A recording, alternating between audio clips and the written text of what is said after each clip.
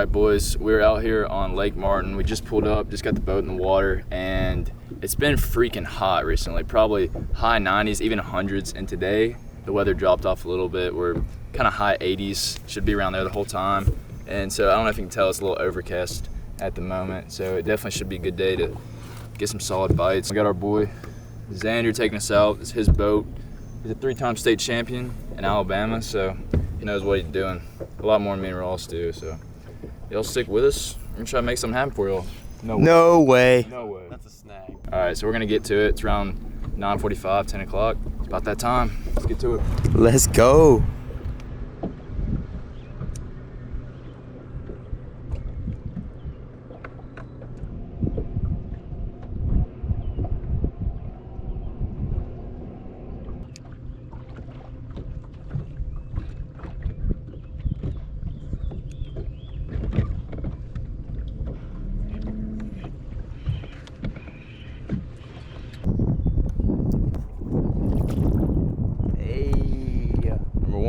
Let's go.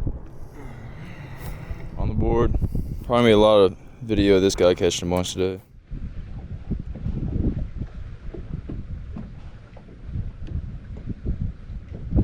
I kind of just like gassed it. I kind of like let it sit there.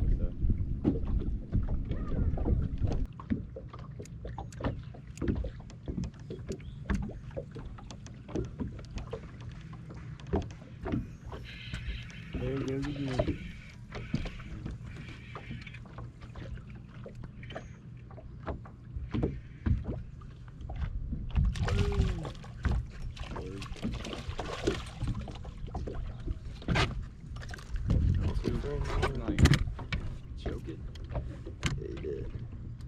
Bird's already got 2. Oh, it's tiny.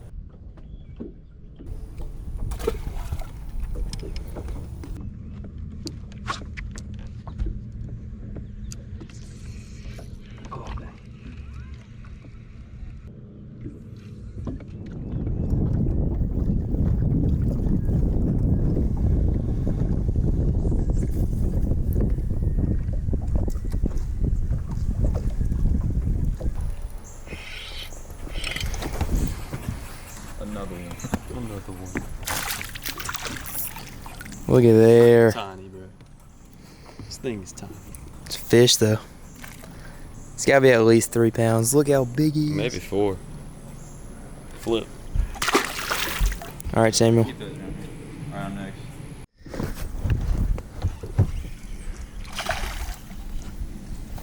I got you. Bring it to me. Jump. Jump. I'll make a jump. Not bad. This one's fighting too hard for how small he is. Oh, he ain't that small. Good. Dude, he was hooked on the skin right there. Look at there.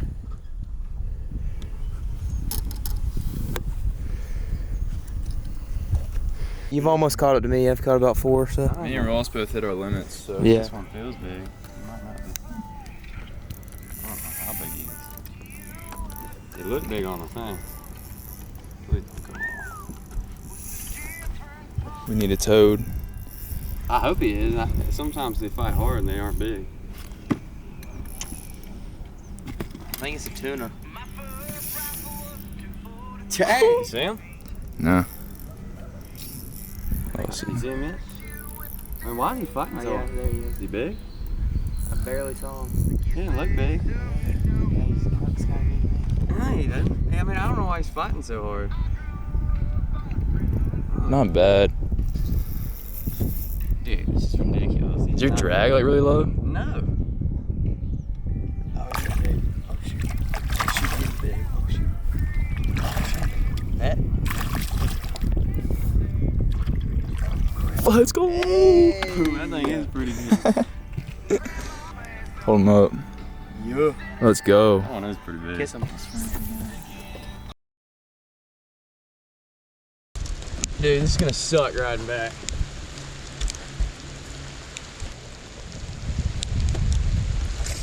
Oh. There you go, bud. First one of the day, boys. It's raining. We ain't quit. Toad, boys. Let's go. Yeah, he choked it. Let's go, boys. Number one in the rain. Catch and release, baby.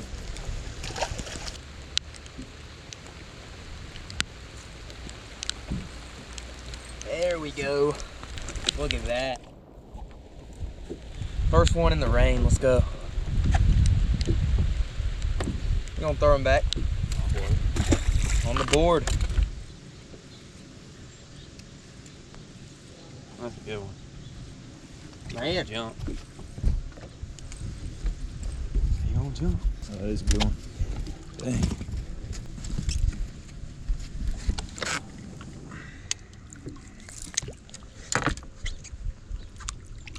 Good stuff. Dang, he's look pretty good. Solid.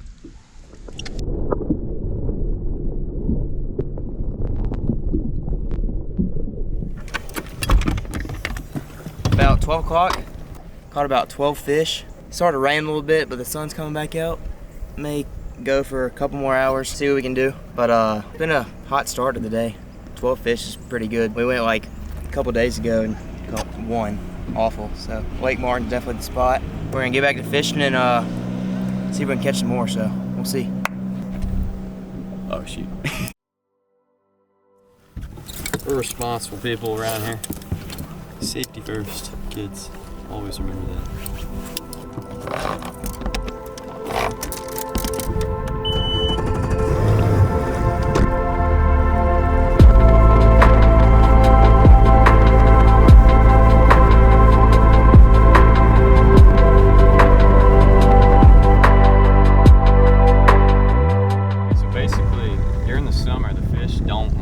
Shallow water because the oxygen, there's more in deeper water and the water's colder. So what we do is we take our units like this and I can look at my map and I can find where the water's deeper. And what I'm doing is I'm idling over parts of the map that like the contours might be closer together or might be a drop off or a ledge.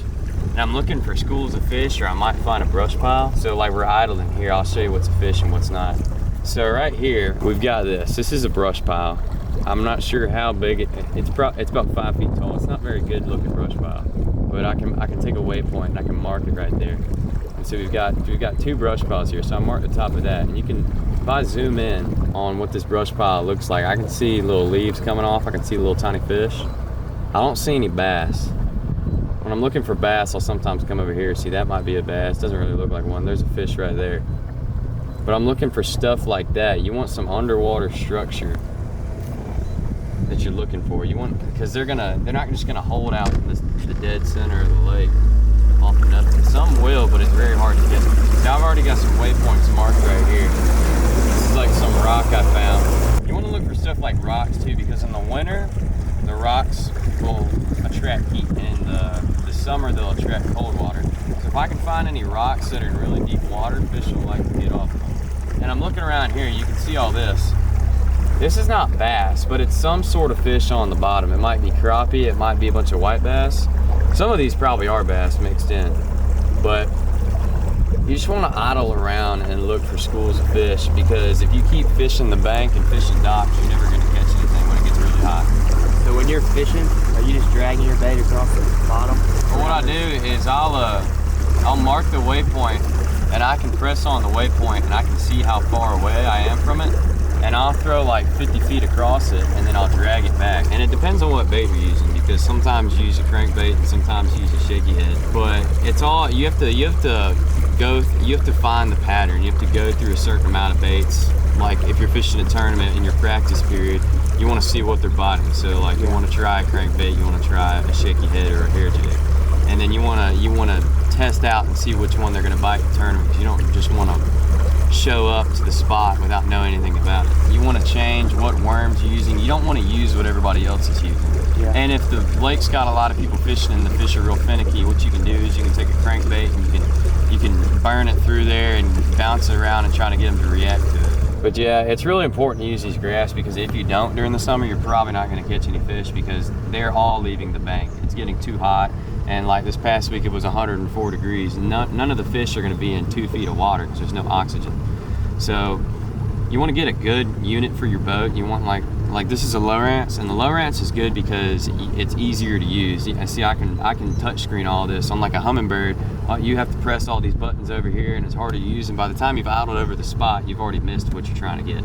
So you want a good unit, and you want to be able to know what you're looking for when you go out there. So what we've done here is we took all the stuff we marked on the graph, and we've got it somewhere out here. We've got a brush pile.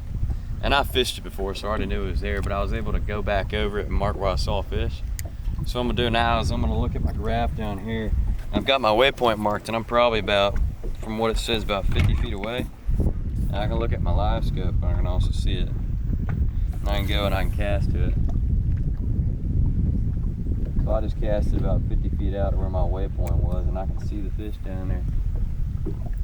I just got a little drop shot. You can drop whatever you want down there, it doesn't really matter. And then if you got a spot lock chomo, you want to spot lock yourself on the place where you want to sit. You don't want to sit too close. If you drift over your fish, you'll scare them.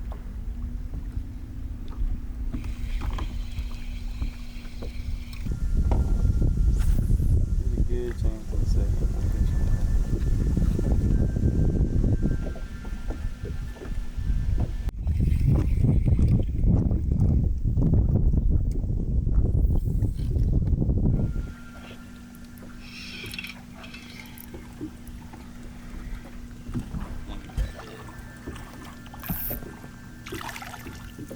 It's that easy. Yep, read the script. Summer, that's about all you're gonna get. One's on it. Oh, that's a big one. Nice.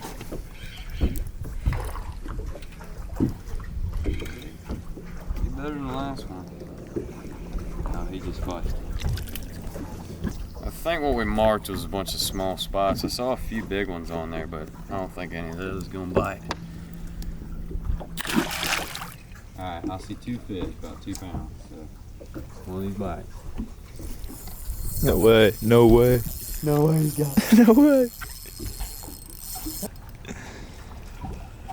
You come on. It wasn't a fish. It wasn't a fish? I don't think. Rip.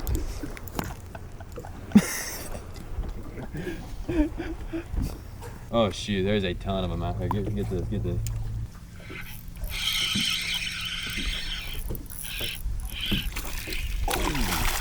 Largemouth. Oh shoot, he's not bad. Nah, he's pretty small. First largemouth of the day. You don't catch these much here. About 90% of the fish you catch on Lake Martin are gonna be spotted bass.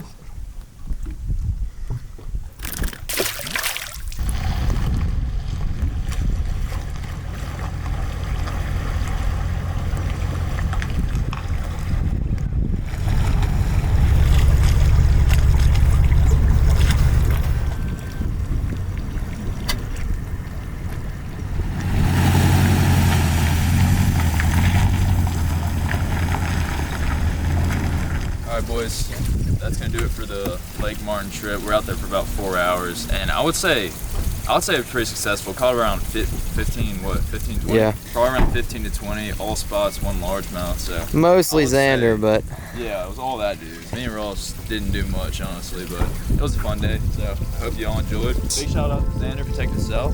oh yeah. Wouldn't have been able to happen without these guys, so. Alright boys.